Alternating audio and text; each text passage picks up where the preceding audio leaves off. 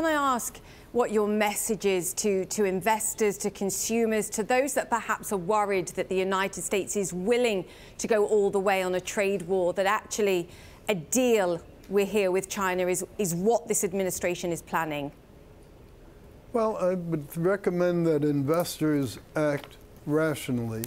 And by that, what I mean is judge this administration by the actual performance that it creates.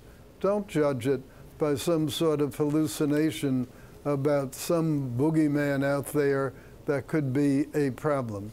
I think people are altogether too hysterical, and I think that calmness is going to be a much more useful investment tool than hysteria.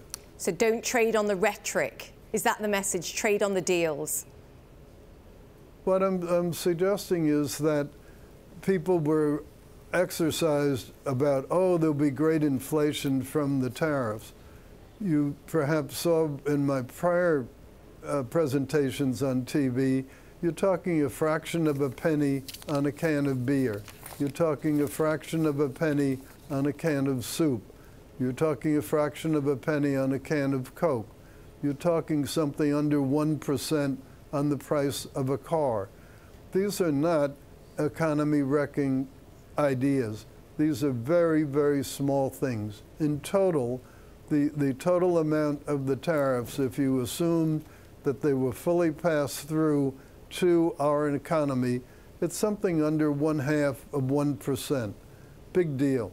This economy is not so fragile that a fraction of a percent is going to upset either the market or the economy. So I think people can easily blow things totally out of proportion, and I think rational investors don't act that way. I think rational investors work with the numbers and try to think through what are the real implications, not what's some wild fantasy.